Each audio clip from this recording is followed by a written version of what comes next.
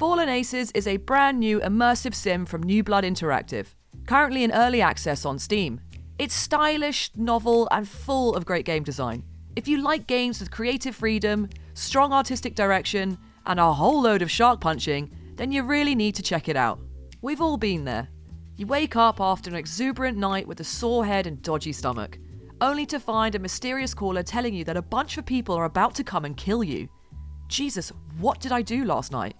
Fallen Aces endeavours to answer this question by having a couple of goons kick your door down and try to knock your lights out. I say goons because, as you may have noticed by now, this game is very much set in a city that shares some similarities with 1950s New York. Much in the same way the Olsen twins look alike. There's an up-to-date reference for you. You play as Mike Thane, a grizzled detective in the heart of Umbar, who vows to take vengeance after a criminal gang kills his friends and threatens his own life. It's your typical film noir detective thriller, and it won't exactly win an Ivor Novello Award. But it's serviceable, and it does what it needs to do to set the tone and overall atmosphere. Plus, the strongest writing actually comes from the smaller aspects.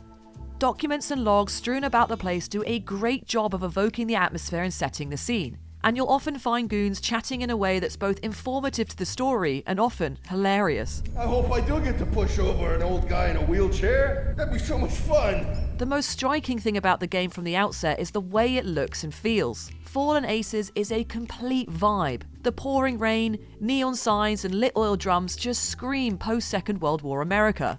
You can feel the humidity of the dank streets, hear the blares of sirens and chatter of mobsters down dark alleyways everywhere you go. Everything has a cel-shaded look to evoke a Dick Tracy comic or Fables graphic novel. Cutscenes are stylized like said comics, lovingly hand-drawn and animated, with a stunning attention to detail. The music and audio design fits the theme immaculately. From the crackling 50s-inspired pop records to the smooth jazz that plays over the stunningly realised vignette cutscenes, and the sharp stabs reminiscent of Adam West's Batman. It's a smorgasbord of oral delights. Mechanically, Fallen Aces is an immersive sim. And you know what that means. Sneaking through ventilation shafts. Yep, there's plenty of that, as well as all the other trappings of the genre. There's lots of different ways to deal with your current situation, lots of different directions of travel, and lots of ways to leave your enemies sprawled out on the floor. Take the aforementioned opening sequence. It's a simple premise. Get out of your apartment while goons are about to break in. Now, you could just go through the front door and face the hired thugs head on. Or you could hide as they break in and sneak past them. You could even smash through the window and jump down onto the roof below before they even get there. See? Immersive sim. The gameplay tries to strike that delicate balance between stealth, melee, and gunplay. I say tries because oftentimes things devolve into a series of punch-ups with goons. You see, the stealth is fairly basic, with you sneaking around environments, finding dark corners to hide in, do knockout stealth blows to subdue guards, and finding items to throw as distractions. And to be fair on the last one, you can use, well, pretty much anything you can find. Tin cans, bigger tin cans, bananas, rats, anything really. And you can't just blast your way through levels with guns.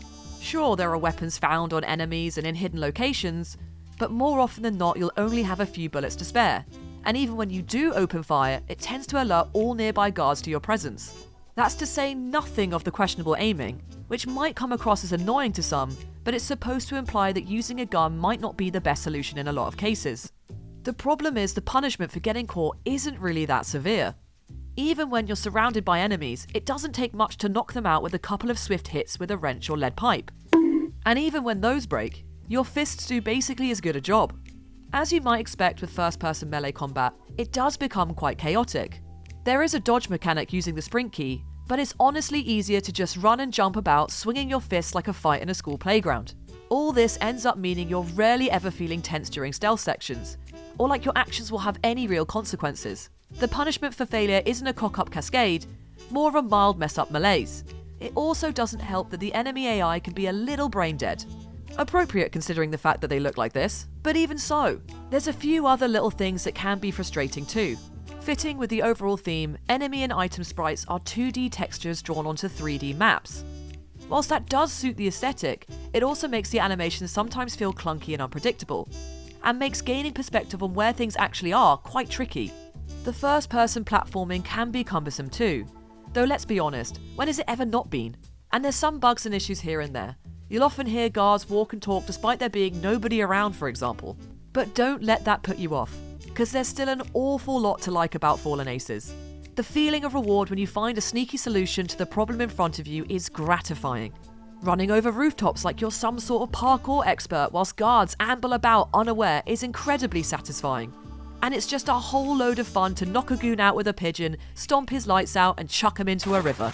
If that sounds up your street, the first episode of Fallen Aces is out now in early access on Steam, with further episodes currently in development. If you'd like us to cover those and step back into Switchblade City, let us know. In the meantime, I've got some shark punching to do.